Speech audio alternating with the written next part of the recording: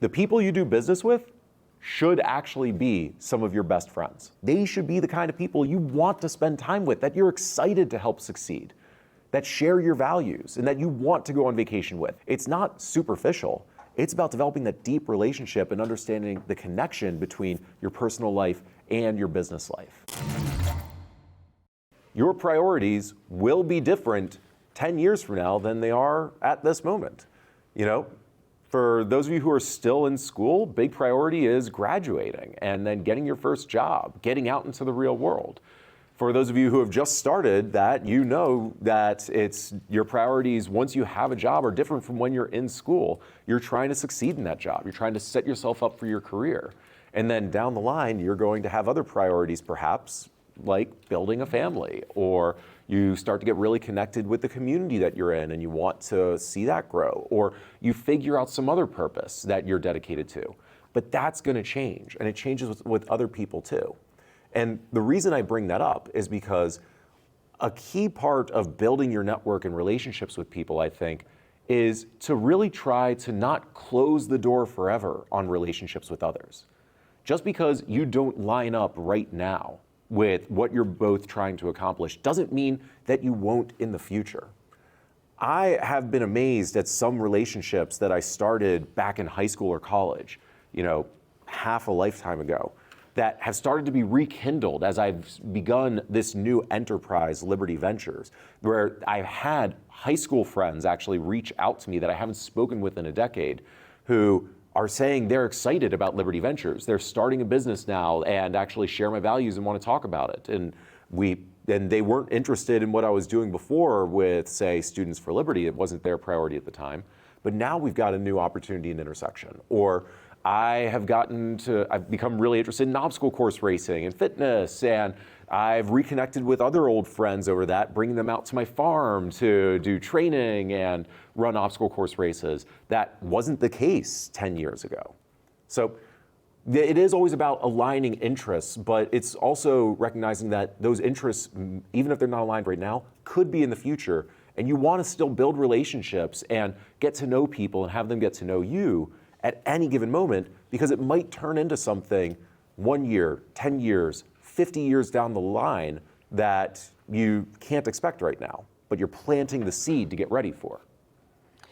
This wasn't a question I planned out earlier, and probably just a small follow-up. So then what you're saying is if somebody says no to you or not now, don't take it personally? Absolutely. And this is such a great question and such an important framing. Whenever someone gives you a no, it's always a not right now. Maybe not always. There are some times where people are saying, no, I never want to speak to you again, and you should respect that. But those are few and far in between. Most of the time when someone says no, they're saying it's not a good fit right now for them, or their priorities are different, or you haven't explained what you're trying to do effectively enough so that they see the value in it for them. Life is a very long game. You get multiple bites at the apple. And so long as you treat them with respect for their individual agency, respect them saying no at that moment, you do get other chances to go back and ask them again. When I've been selling things or I've been raising money for organizations, there have been countless times where I've gotten a no from someone in a meeting. I remember one meeting early on when I was raising money for Students for Liberty that a prospective donor accepted my request to have a meeting, but before we even went into the meeting, she said to me, Alexander, I know you're going to ask me for money. And the answer is no. I'm not going to give you anything, but I just want to learn more about what you're doing. So we went and had dinner with her and her husband. They actually invited me to stay over at their place. And after the next morning, it was we had a great relationship going, but I respected she had said no and just left and started heading back to Washington, D.C. And before I even arrived, I discovered that she had made a $10,000 donation to the organization. And the key lesson there really is, when people say no, it's a not right now, or they're not convinced yet. But the opportunity is still there for you to change their mind. Maybe it's not going to happen as quickly as overnight like it did in that situation, but I've had other people that I've spoken with who have said no to something one day and a year, 5 years later have come back and said, I now see what you're doing. I am in a different place. I'm a yes to it now. Cool. So one more on sort of the general level, and then I'm going to go into some weeds with you. But sort of on a general level, you might be good at meeting people, but maybe not good at networking. Can you help us understand maybe a little bit of the difference between just being good at meeting people and what it means to network, and anything that might be counterintuitive in that sort of relationship? This is a great question, because your goal should not be to just meet as many people as possible. You've met everyone in this seminar now. They've seen your face, they've seen your name, you've seen theirs. The question really is, what happens after this seminar? Which relationships are you going to carry on that are going to turn into something positive and productive for you, for them, and for the world at large in what comes from that? So actually, meeting people is the first step. And let me talk about some strategies for how to meet people, which may seem pretty basic, but not enough people do. And it really is key as you're building up your network to just go and find opportunities to meet the kind of people that you want to have relationships with. First best thing you can do, go to events like this. Back in the day, I told you yesterday, when I started a group, Students for Liberty, it actually came from a seminar like this, meeting other students in a classroom like this, that led to us conceptualizing that organization and turning it into something absolutely incredible, beyond our wildest dreams. Even today, I prioritize going to conferences, accepting invitations to dinners, or even one-on-one meetings with people, because you get so much from being in the same physical location, breaking bread together, and having spontaneous conversations. So my advice, if you want to build your network, is to say yes to as many invitations to events as you can, to look for events where the people that you want to be in relationship with are at, and go there and put yourself out there, and to even put your own events on. This is something that you might be a little nervous to do when you're young. You're not sure if people are going to be interested in you organizing a dinner or a talk or something, but just give it a try. You would be amazed by how many people will respond positively and actually are attracted to the energy you put out there by putting an event together. But events aren't the only way to meet people. Something that is completely underappreciated but is incredibly powerful is cold outreach. And this is terrifying. I get it. What I mean is, if there's someone that you want to get to know, you have a hero, you've got someone you want to invest in your company, you've got someone you want to buy a product you're selling, you've got someone that you just want to pick their brain because you admire them, find their contact info online and just reach out to them. Whether it's Googling their name and email address, or finding their phone number and calling them. Oh my gosh, I know that's scary, especially for Gen Z, but phone calls really do work. People pick up their phones and listen to voicemails. Or send a physical letter. People read mail that's actually sent to them, especially if it's handwritten, because no one does it anymore. It's really powerful. Or guess what, even social media works. Actually, just earlier this week, I reached out to a famous author that I absolutely love. And I found him on Instagram and just reached out and said, hey, just wanted to let you know I'm a big fan of your work, and we've got a mutual friend, and I appreciate you writing these books. I love them. And within an hour, he actually responded back to me. Now I'm talking with him. I've got an entree to invite him to events, which I'm doing, or to set up a meeting with him and do something cool from a completely cold outreach. And this guy has sold millions of books. He's a New York Times bestseller and doesn't know me from Joe Smith. But I reached out to him and he actually responded. People do that because people want to be in relationship with others. They are excited about those who are excited about them and what they're doing.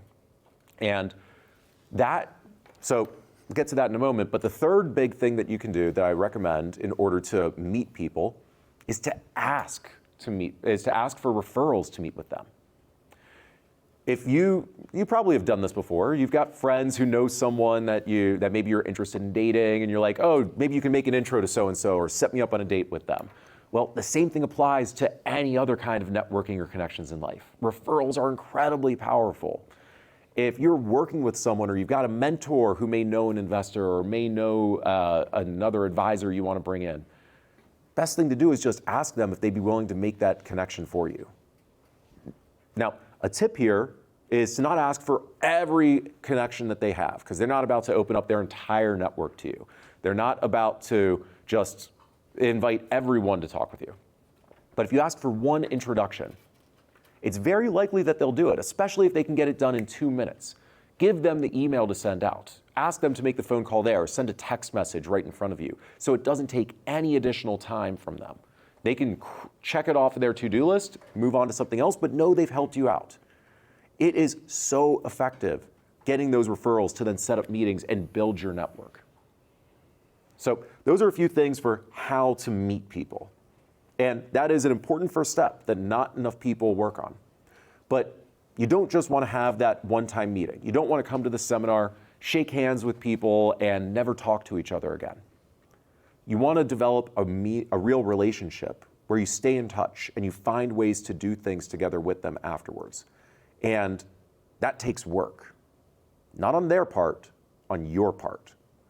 And that's perhaps the most important thing to remember about building relationships and growing your network. You can't rely on the other person to do it, because guess what? They've got a million other things that they're doing, a million other people for them to talk to right now, and it's going to slip through the cracks. If you're at a networking event, one of the worst things you can do, in my mind, is to give someone your card. Doesn't actually mean anything. No, they are not going to email you or call you the next day just because you gave them your card. More often than not, it gets thrown in the waste bin the next day. The best thing you can do is ask for their card, or ask them to write down their email, get their phone number, get their social media information, so that you can follow up with them the very next day and take the responsibility for doing it. Because they are likely to respond afterwards if you set it up the right way. They're just not going to be the ones to initiate it. So when you go to events, collect their contact information as much as possible, rather than give your information out to them, and then do the follow-up.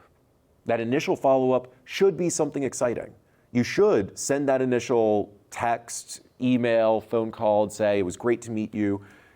Mention something that you connected on, something where they see themselves in you, because that's what starts to build relationships, when we actually start to see bits of ourselves in other people, or we see things that we admire in other people that we want to get the energy from more, that we want to learn from more, that we just want to be around more. Bring that up in your follow-up, and then provide some kind of additional value for them. Maybe you found out they're really interested in baseball, so you share an article with them or give a projection for what's going to happen at the World Series that they can respond to. Maybe you connected over science fiction and you can make a book recommendation to them. Or even better, maybe there's an event you're holding or there's a project you're working on that you want to get them involved with. And not in the sense of them helping you out to begin with, but you helping them, exposing them to new ideas, to new interesting people, to new opportunities. Give them some kind of value that they can respond to so that they start to actually engage with you. And then after that first connection, start to build a system for yourself to stay in touch with them. This is where so many relationships start to break down. We develop some really strong relationships with people early on. We think there's so much positive energy, there's so many things we can do together, and then it peters out. And there can be a lot of reasons for that. Maybe the other person isn't interested in what you're doing or doesn't want to build a relationship. Of course, that's a possibility. But more likely than not, they've got other things they're working on. A family emergency comes up, or they have a new project at their business that they need to develop, or they're in the process of moving and they need to focus on that, or they have other people that are reaching out to them. Build a system for you to check up on people that you want to develop a relationship with and keep engaging them. Not in a pestery sort of way. It's really key to not just say, oh, did you see my last email, or can you do this for me, or just keep asking them for things. But reach out to them, offering more value all the time. Give them an update on what you're working on. comment on what they're building up, because you can see what they're doing. Social media, as bad as it is in so many ways, has positive aspects as well, where you're able to see what projects people are working on, what they're proud of and excited for that they're posting on LinkedIn or Instagram or something else. Although for business, my strong recommendation is to focus on LinkedIn, because that's where every professional lives on social media and is sharing what matters to them in terms of business.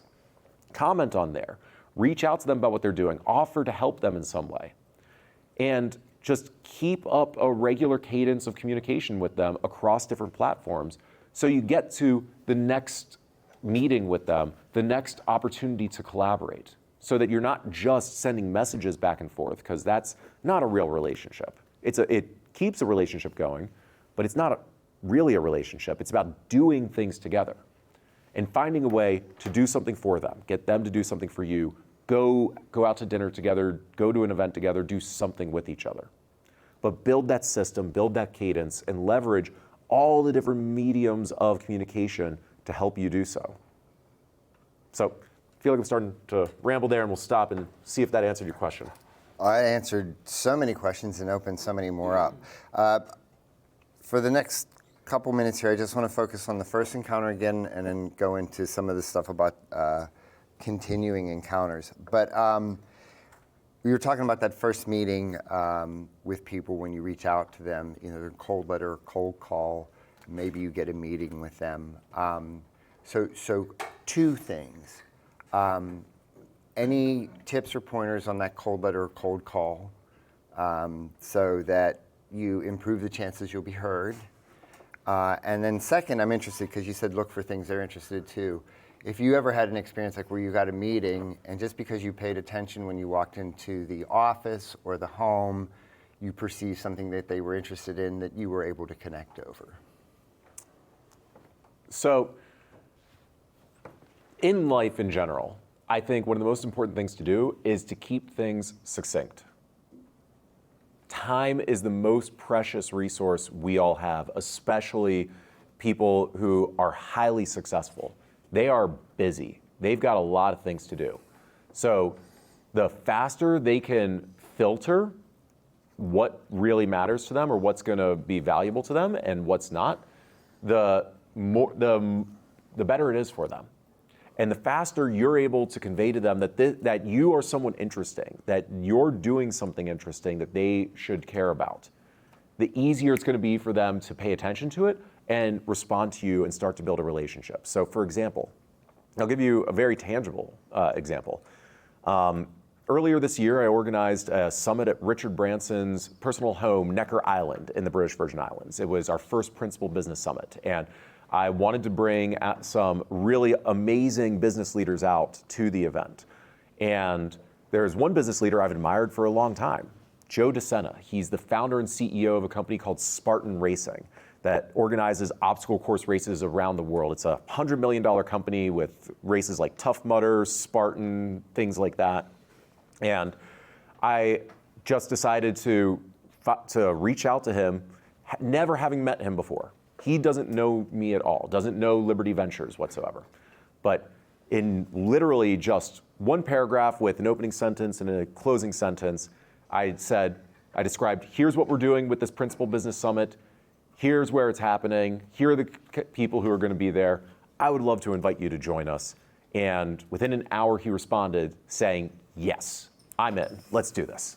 And look, I'm 38, but even I got giddy at that. I was at a conference at a time when I saw the email. I had to run outside and call up a friend to just express how excited I was that we got Joe DeSena to come out. Now, I did that to probably 40 business leaders that I wanted to have come out. And Joe was the only one who responded positively. Everyone else either didn't respond or they appreciated the invitation and the timing didn't work, or for one reason or another they couldn't come out. So I got a lot of rejections. But that's okay. I got Joe, and he was such an amazing addition to the event. And we started to develop an incredible relationship from the event, because while we were there, he was so excited about this. He said, Alexander, I want you to organize summits like this at some of our biggest Spartan races around the world. And so we're now putting those together because I reached out cold. I gave him a very quick explanation of what I was doing in a compelling way that got a positive response from him.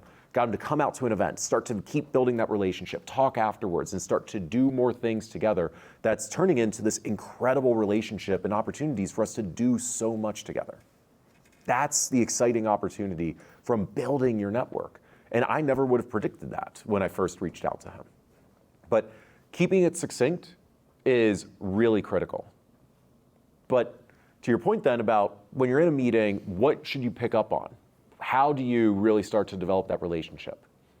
The best piece of advice I can give you is to not just notice what's in their office and comment on, bless you, on plaques they may have on the wall or pictures with other people there. The question there's one question I like to ask people that I find gives me the best answer as to how to connect with them and how to do something with them that they'll appreciate. It's, what are you working on right now that you are most excited about?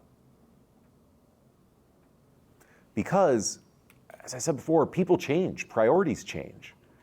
And people who may have done incredible things in the past are still more focused on what they're doing right now and what's coming up in the future, because that's what matters. The past is done.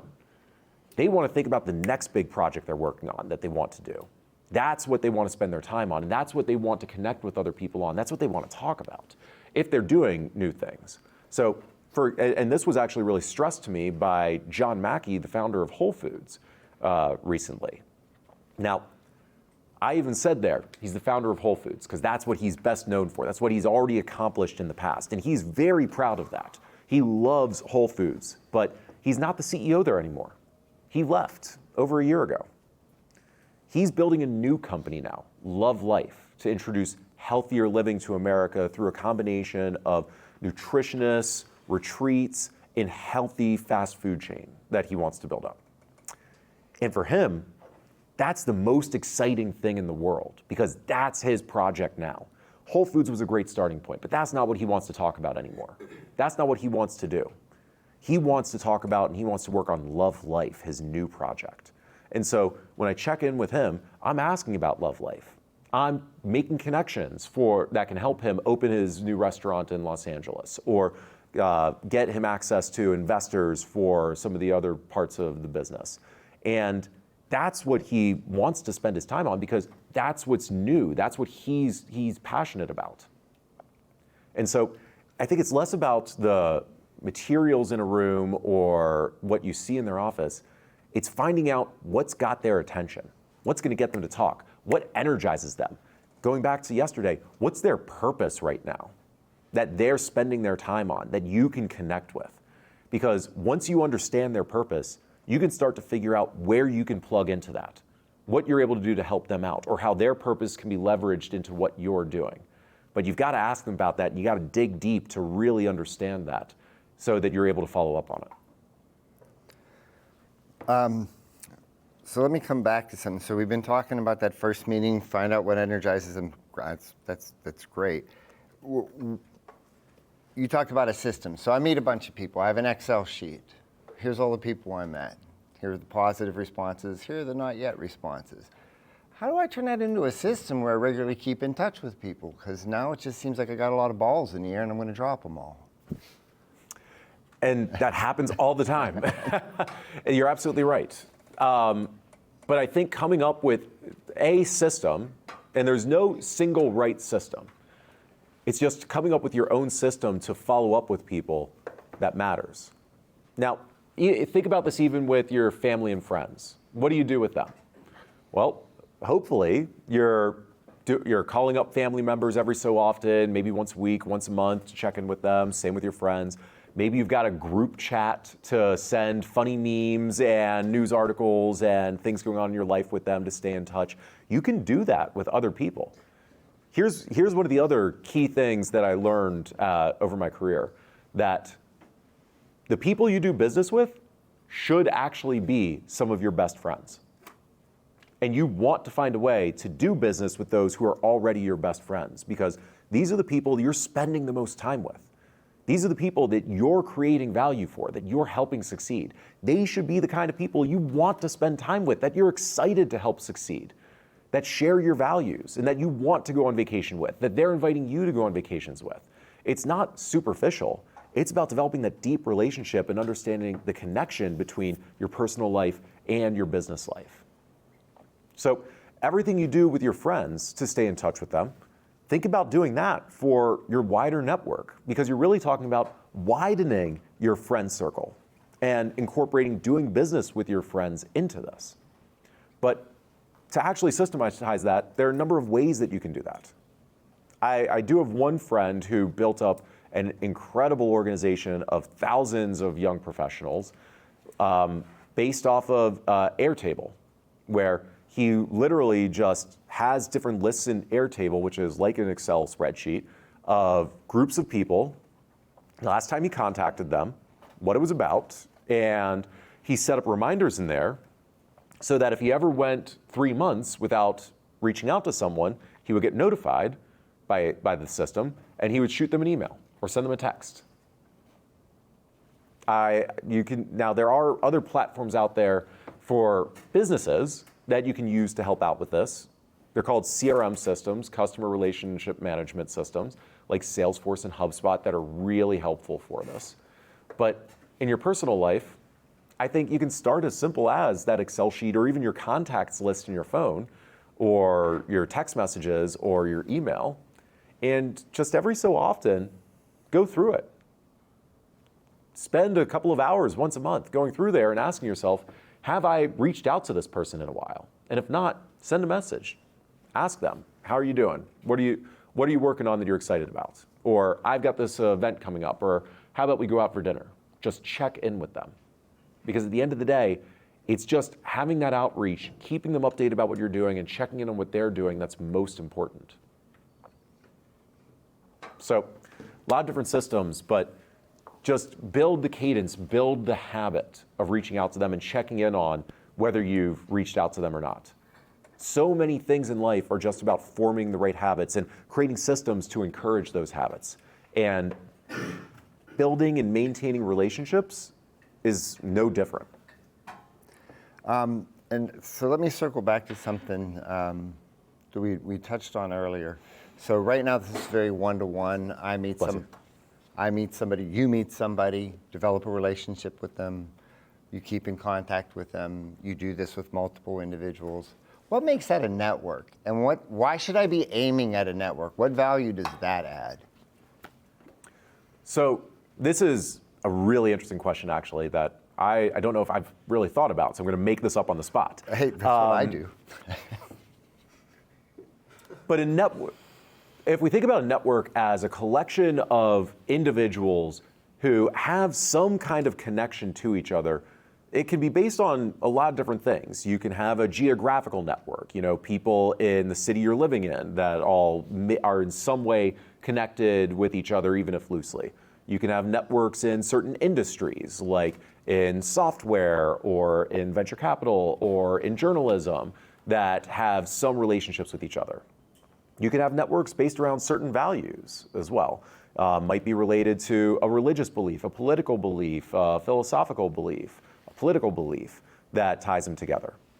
But for you as an individual, you can also build out a network just based on you. And pretty often, we don't think about our own networks as having that connective tissue being us.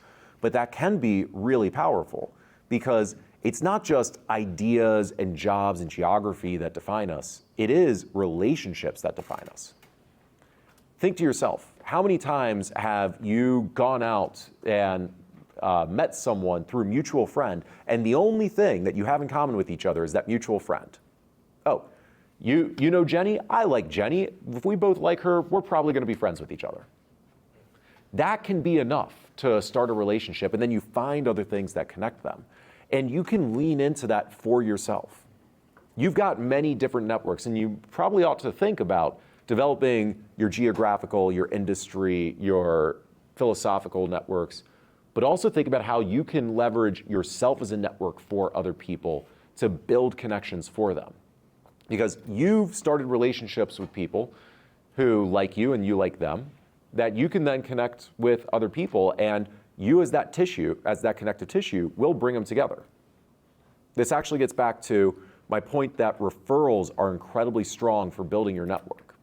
Because as you go through life and you build relationships with people, you're building trust. You're building social capital with them. And when they trust you and you make an introduction for them, they trust that that introduction is going to be worthwhile. And that means something. It's not because that person is in the same industry as them. It's not because they live in the same city. It's because you know that person and you're making that referral. So you always want to think about how you continue to develop your social capital, your reputation, to be able to make those kinds of introductions and have that image with other people that they respect what you recommend to them, but also be willing to use it. And find ways to bring people from different parts of your world, your different networks together, and unify it around your own network and see what comes from there. Because it might be something completely unexpected. I'm going to follow up on that, what you said about you can be the glue. Does that mean you always have to be at the center of the network? Oh, absolutely not. Great question. And actually, I strongly recommend getting out of the center of that network as much as possible. Because, frankly, that becomes a lot of work. If you're the hub and everyone you're connected to is a spoke and everything has to run through you, that just takes up all of your time. That takes so much energy. And that's not a network. A network is a series of connections between people that bounce all around, that you don't have control over. Maybe you bring people together initially, and maybe you're adding energy to help them stay in touch with each other, but you want them to be engaged with each other and develop those relationships. And just remember that you connected them. There are lots of examples with this, but actually I can say that, last summer, actually, JJ here was at my farm for an obstacle course race and an annual event that I put on, and met someone there who's become a deep friend of his, our now mutual friend Ty, that I introduced him to.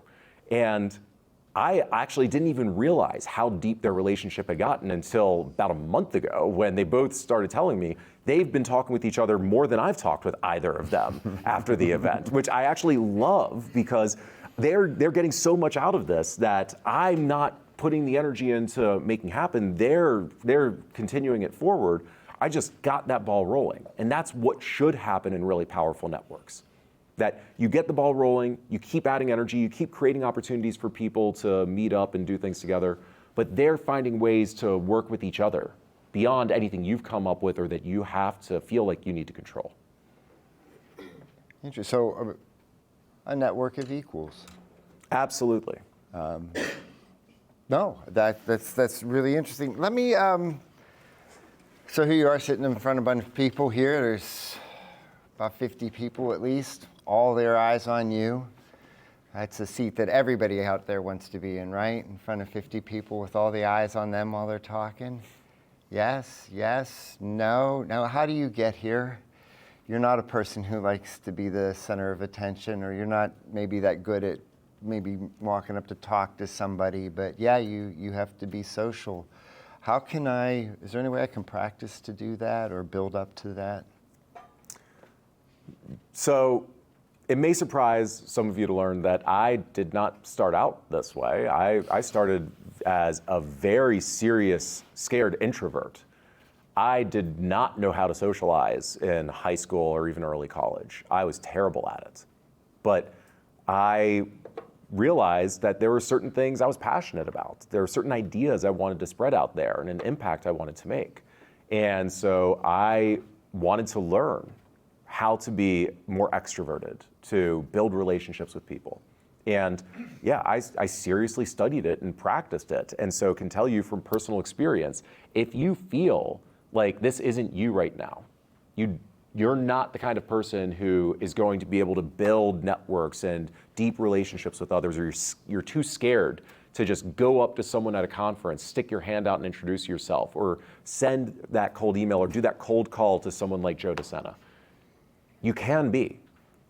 It does take practice, it does take studying, but it's absolutely possible. And here are a few ways to go about doing that.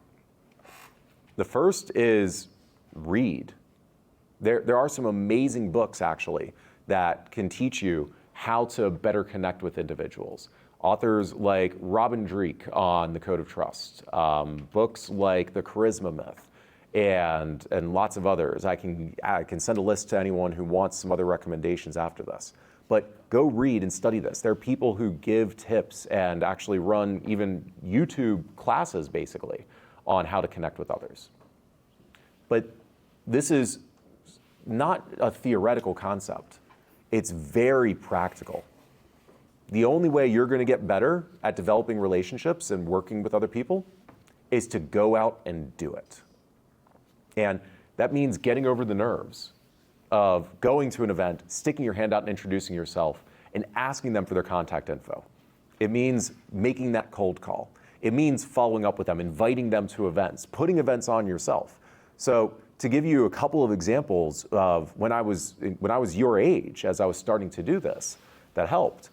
I was interning in Washington, D.C. the summer before my senior year, and I was interested in liberty and Ayn Rand, and I was meeting other students who hadn't studied Ayn Rand before, and I was surprised by this. She was such a big influence in my life. I decided I wanted to organize an event to introduce the other students in my internship program to Rand. And so I reached out to some speakers from organizations that I thought would be willing to talk about it. I started promoting it to interns in my program and to other programs, and I organized an event for, I think, 40 people, which I hadn't expected. I didn't know what was going to happen with it, and started to build some incredible relationships from that. A lot of them actually were a part of Students for Liberty early on after that. But it was me just finding something I cared about and organizing an event in case other people cared about it as well, and saw amazing results from it. Or, early on in starting Students for Liberty, I'll tell you about the time I got the first donation to the organization, which was, again, from cold outreach. I was going to school at the University of Pennsylvania in Philadelphia, and as I was researching similar organizations, members of their board, I saw there was a board member for the Cato Institute who lived just outside of Philadelphia. I decided to email him out of the blue and just told him about what I was doing and said, hey, I see you're on the board of Cato. We've got a speaker from Cato coming into the University of Pennsylvania next month. Would you be interested in coming out and hearing him talk? Now, this is a guy in his mid to late 50s. I didn't really know much about him. I assumed he had some money, but he was just a valued business leader in the Philadelphia area that I wanted to get to know. Invited him to campus, and surprisingly, he said yes. He came out, listened to the talk, and invited me and some other students out for coffee afterwards to discuss the ideas, and we started to build a relationship. And after that, he wrote the first $500 check to Students for Liberty to get us going.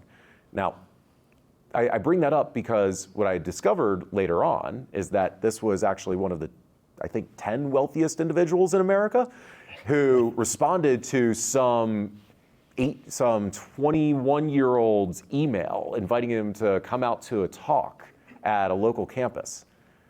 It sounds like something that shouldn't happen. Why would he say yes to that? Except he did because I put myself out there. I just reached out and I offered him something of value. There was an organization he was a part of that I was getting connected with, the city that he's a part of.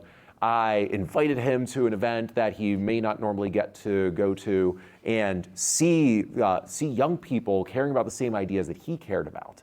And that excited him. And it was the start of an amazing relationship we carry to this day. But it was literally me just putting myself out there and perhaps having a little bit of gall and certainly being too ignorant of who he was and just how crazy this was for me to reach out to him that helped. But I share that to give you all the example that that your age, what you're doing right now, whatever you think might be a hindrance to you starting to build relationships with incredible people, throw that out the window. You can start to build these relationships. Wherever your background is, whatever you want to do, you just got to put yourself out there and practice and try. And sorry, I think there was a hand up back there that I wanted to finish this up beforehand. If you don't mind, I agree with what you said a moment ago, totally, about that, and I would like to tell a very short story to illustrate. Please. A friend of mine is the most extroverted, friendly, everybody loves him guy ever, and brilliant. We were at a meeting together, standing, and there was an economist who was very, very famous, standing about as far away as you are from me now. And he had written a paper, it's the most highly cited paper below. It was actually Harold Dempsey, I mentioned him yesterday. And this friend of mine said, hey, there's Dempsey, he's standing right there. Why don't you tell him about this paper?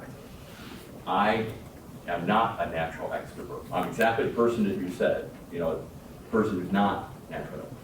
And my friend said something very simple to me. He said, look, you're from Missouri, you think you're Mark Twain. Better to keep your mouth shut and let them think you're a fool than open it and remove all doubt. And he said, but what you don't understand is that man over there thinks you're an idiot already. That's just the way it is now. Just go over there. I did.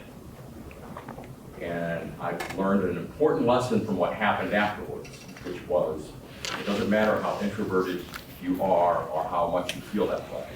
If you want to be successful, you have to shove it aside and do what he's saying. That's absolutely right. And I think the point that it's not just academics who think someone else who's not talking is a fool. If you're not talking to someone, they don't know anything about you. They're not going to think you're smart because you're a blank slate. It's better for you to go out there and actually sometimes be a fool, to say something they disagree with that you don't connect on, than to not take the shot at all. Because if you don't take the shot, you're going to miss. You're not building that relationship. Now, there's only one way that I think that you can really be a fool when you're putting yourself out there, when you're reaching out to people or trying to develop a relationship. And this is actually a really important point that a lot of people get wrong. And that's if you go in with a sense of entitlement. Other people owe you absolutely nothing. They don't need to be your friend. They don't need to listen to your pitch. They don't need to give you money. They don't need to give you a job. You have no entitlement to any of that. You have to earn it. You have to earn it in every single conversation with them. And most of the time, if someone does networking or relationship building wrong, it's because, in my experience, they go in entitled. I've seen people do this with me. They come in just saying like, oh, well, you ought to make this investment. You ought to make this donation. You ought to give me a day of your time, without giving me any reason for doing so, without laying the groundwork for it, and without there actually being a connection. And that puts me off. It's them digging a hole for themselves that's tough to get out of. But if someone comes up to me and offers something meaningful that is trying to convey how what they're doing is interesting, that may be interesting to me, and respects my ability to say no to whatever they're going to ask for, even just getting more time to talk about it. Because again, time is precious. A 1 hour meeting is actually a lot during a week that I need to ration out. And the same with everyone, including yourself, you should be thinking about. That changes the whole framework. So the best thing to do is to try and form that connection with someone else, offer them something, give them value, get them excited, not because they owe you anything, but exactly because they don't owe you anything. You should go and earn their time, earn their attention, earn their relationship, and keep on earning that as you build the relationship up. No, yeah, you walk in, maybe the assumption is you're going to be a cost, so you offer value to offset that and to respect them and treat them as a person. But something... Actually, it is a cost. Every conversation is a cost. It's time. That's time you could be doing something else. It's time they could be doing something else. So you need to give them something, even just for that 15-minute conversation.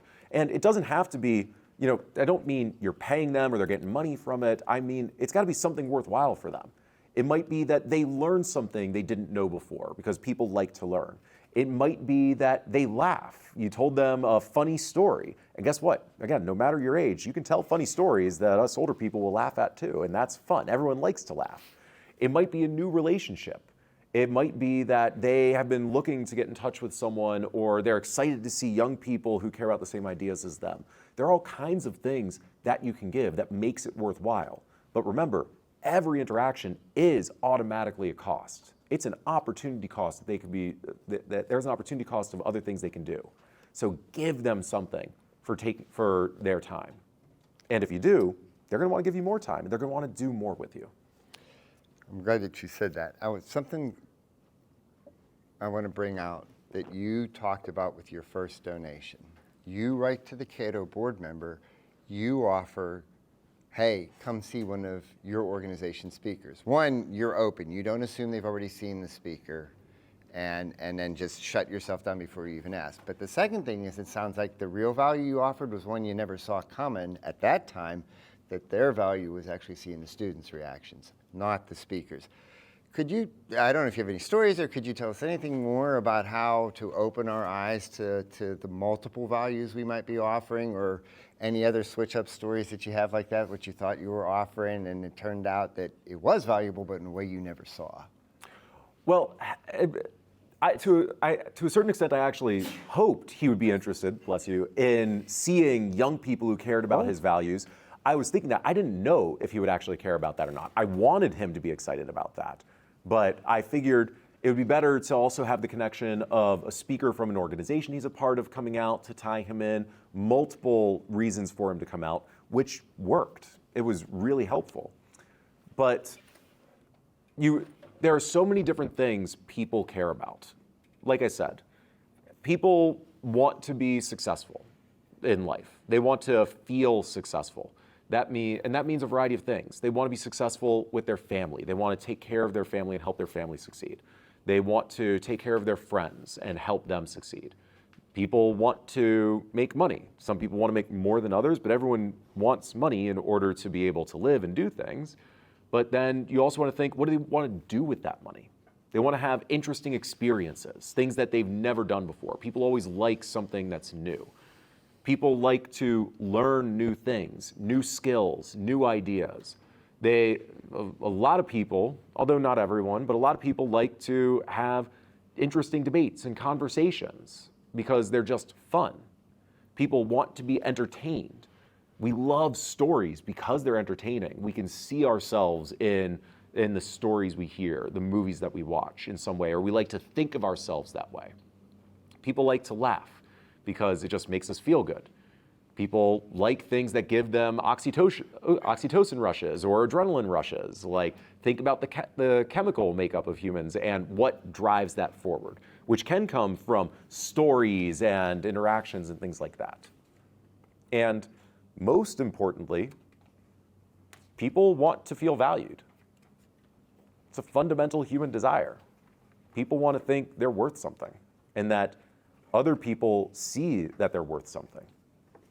And there are lots of ways you can give that to other people that don't cost money. That just really is cost of appreciation and contributing something small. And I'll tell you, going back to me reaching out to this author the other day, I think maybe even yesterday, me just saying to him, I really appreciate you writing these books. They're some of my favorites. He did appreciate. And that led to him responding to me and wanting to be in a relationship. People like to hear thank you, a sincere thank you. And that can be a great way to start your outreach and start building a relationship with someone. No, Yeah, people want to be valued. And when you go in with a philosophy and a foundation that people are valuable, respect for the person, things we've been talking about here in Classical Liberal Seminar, that would seem to set a great stage for that. I got two more questions for you. So one, maybe a little down, but the other's going to be back up, okay? So you've gone to people, you told a story where 39 people said no and one said yes, but you're still alive. You're not right? More than alive. That was successful. That was really successful. I'm very happy with those responses. So people come to you, or they're already maybe in a person's orbit. Now you find yourself looking at their social media and what they're working on, and what you were one time interested in, now you're not. Now that relationship isn't quite where it was. Is having a network sometimes like pruning a tree, some limbs have to go? Or is it, I mean, how do I distance that without disvaluing? How do I deal with that aspect of my network without messing everything up? I know no better term for it. It's a great question. And the answer is yeah. You only have so many hours in a day, in a year. And if some people aren't developing their relationship with you, or you're not succeeding in developing a relationship with them, you should spend your time elsewhere. Doesn't mean you never can in the future, like I said before, but you need to figure out where you really want to spend your time and energy. And it should be with the people who are going to spend their time and energy with you, and that together you can do something impactful, whether it's build a business or go on an amazing trip that is life-changing for you, that you can do together that's better than on your own or with someone else, or writing an article together, or just having a fun dinner together. You do need to pay attention to who you're spending your most energy and time on, and make sure you're getting something from it. But like I said, don't close doors. Think about ways that you can cultivate that again in the future. And we'll go back to the example of me inviting some speakers out to the summit at Necker Island. Yeah, only one out of those 40 that I reached out to said yes. It was probably more than that, and I also did get another one kind of from cold outreach, but I got a lot of no's. But you know what? I also did get responses from some amazing people. I got Mark Cuban to respond to me, and we're talking about things to do. I got Reid Hoffman to have a back and forth exchange with me, the founder of LinkedIn. I got Sam Altman, who actually I had worked with a little bit back in the day on Students for Liberty, to re-engage and start talking with him. So am I reaching out to them on a weekly basis, inviting them to do things? Absolutely not. Their time is really valuable, and if I'm going to talk to them again, I've got to have something really solid that'll get them excited. But I've now got those doors open and opportunities. So it's a balancing act of maintaining a large, disparate network and keeping a relationship with them, and really developing a core, intimate group that you can do the most with and add the most value to. All right, last question, and then we will open up to the audience. Mr. Alexander McCoben, what excites you these days? What's your passion? So, unsurprisingly, my passion nowadays is to build the movement of business leaders, of capitalists, who are the best representatives of, advocates for, and collaborators in capitalism. For all the reasons I shared yesterday, too many business leaders don't understand what capitalism means, or don't stand up for it, or are actually terrible representatives of it. They're not actually capitalists. They're people who are looking for a quick buck and aren't looking to create value. They're looking to extract value from the system. But there are some incredible business leaders out there who are doing the right thing that can be models for others. And perhaps even more importantly, the next generation of business leaders, the next Mark Cubans, Elon Musks, Peter Thiels, John Mackeys, are in this room or in your classes. They're your peers. They're coming up. I am so excited to work with young entrepreneurs, young capitalists who understand the principles of capitalism, and help you on your entrepreneurial journey to build incredible businesses and to be great representatives of capitalism, show how this can create tremendous value and help humanity flourish, to be advocates and use your own stories as examples to inspire other people, and to connect you with others who share these values to work with, so that you're able to develop great relationships with other people doing amazing things in the world instead of the looters, the exploiters, the short-term thinkers. That's the motivation behind Liberty Ventures as a network and Principled Business as our sister nonprofit, to educate people about these principles.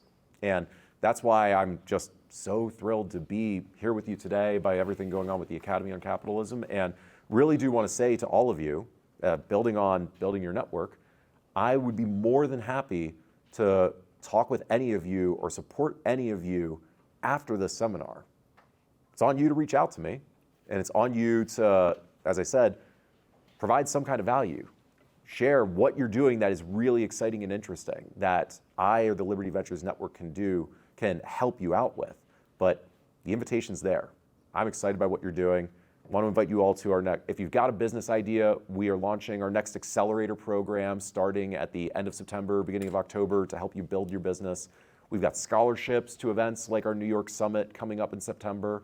And we've got mentors and resources available to help you out. So please reach out to me anytime. I'll make sure that my contact info is given to all of you, either in conversation or afterwards through Bill. And consider me as someone in your network to help you out. Well, thank you very much.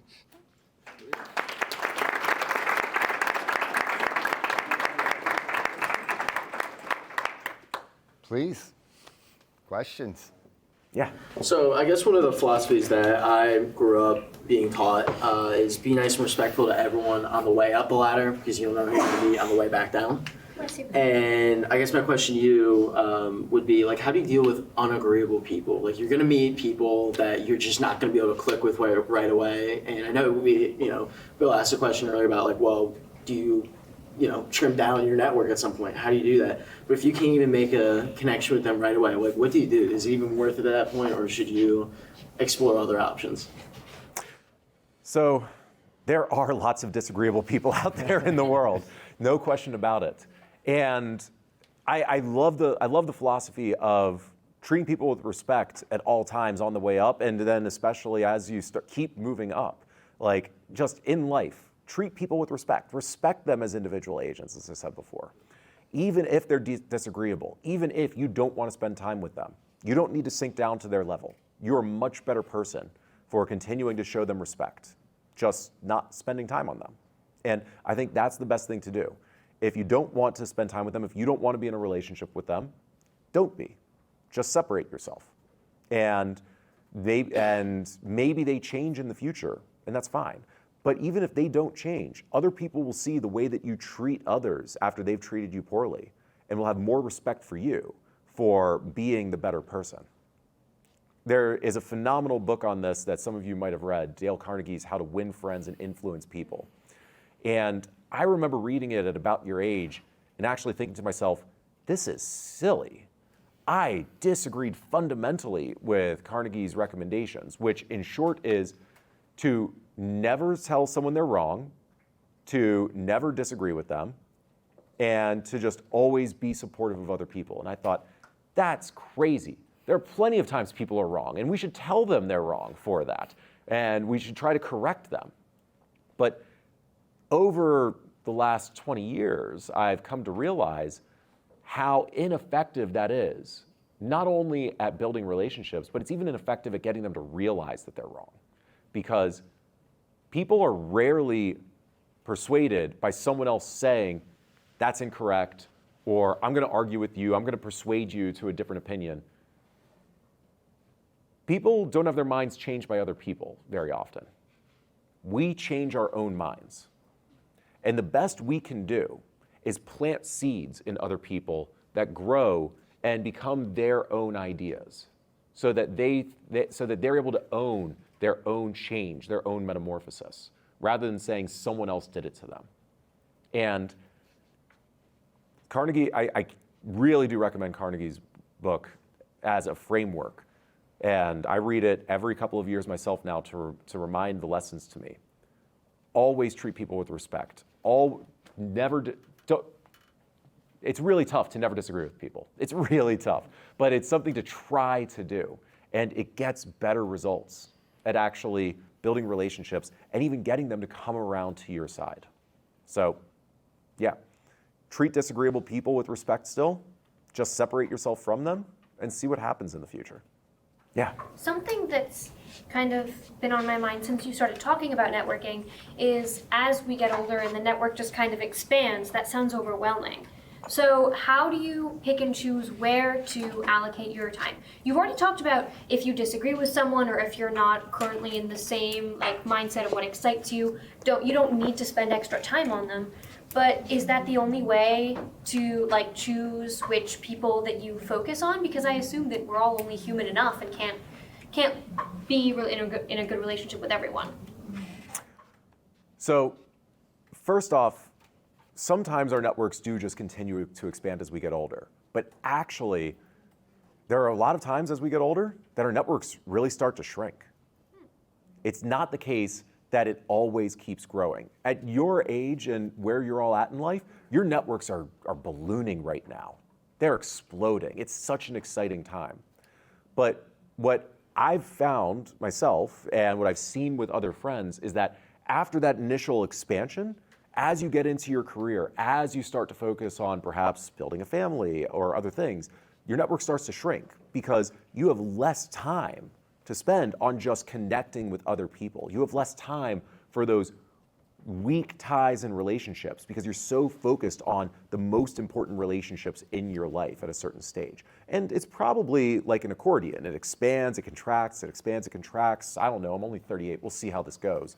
But it also depends on how much effort you put in to your network and being really intentional about it.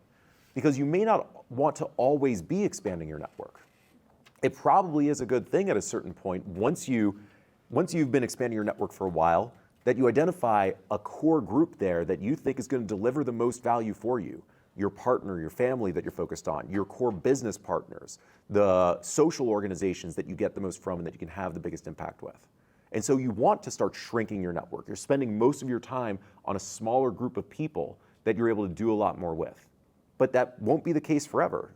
There'll be a time where you want to shift. You move to a new city, you start a new job, you get a new priority in life. And so you're expanding your network to explore who you should be spending time with again. And then it'll start to shrink again.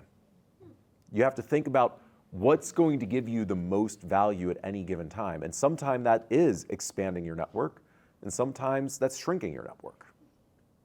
It's all going to depend on what stage you're at in life and what you're trying to accomplish and who you know that's going to be able to really help you do that.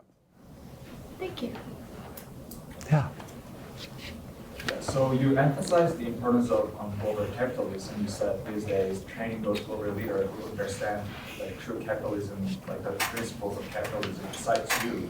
And I just wonder if you have built network outside of the United States, because as a Korean, I do find the necessity of those global leaders who just not focusing on making money, but also truly understand those kind of principles of capitalism. So I just wonder if you have built a network. If you haven't, I would just wonder if you have plan to do so.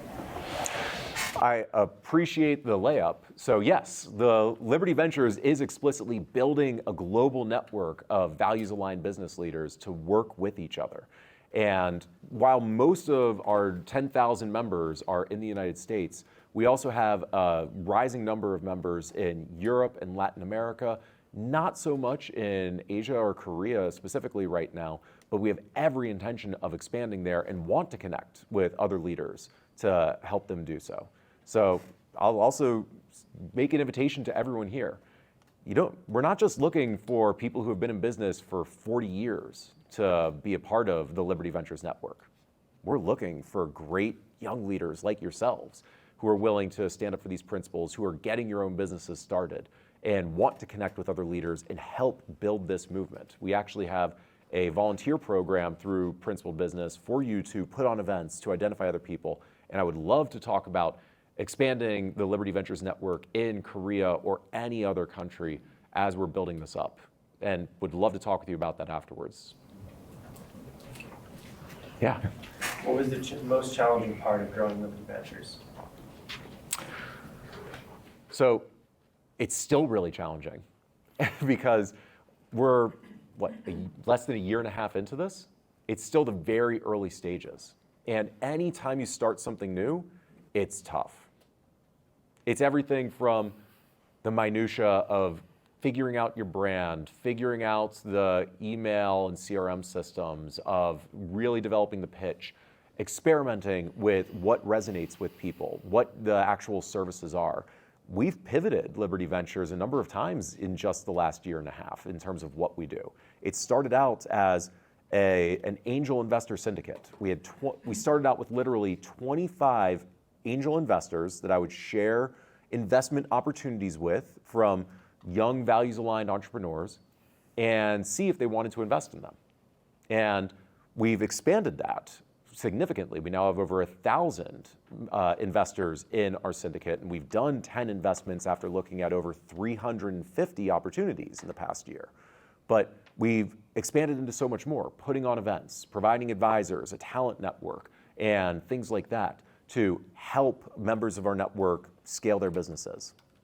But it's taken a lot of work to get here, and there are things that we're still figuring out how to explain that, how to get people bought into this, how to really build this up. And we're still figuring it out. The biggest challenge with this, I would say, is maintaining the positive energy and enthusiasm to keep going through those challenging times. Because there have been a lot of failures. There have been a lot of bad starts. There have been mistakes made along the way. And that's part of the entrepreneurial journey. But having the right mindset, the right people around me, and the commitment to this higher purpose, the importance of building this movement of capitalists for capitalism, that drives me forward and keeps me going through all of that. Yeah. So you made a very generous offer to, if we reach out, sort of be a resource and add value to us in our pursuits. Is there anything we can do to help you? Love that question. And actually, I was actually just on a call with someone I'm mentoring last week on Friday, where he asked me at the end of a series of questions to help him with his career path. So what's the question I should have asked that I haven't done so? And that's the very question I told him.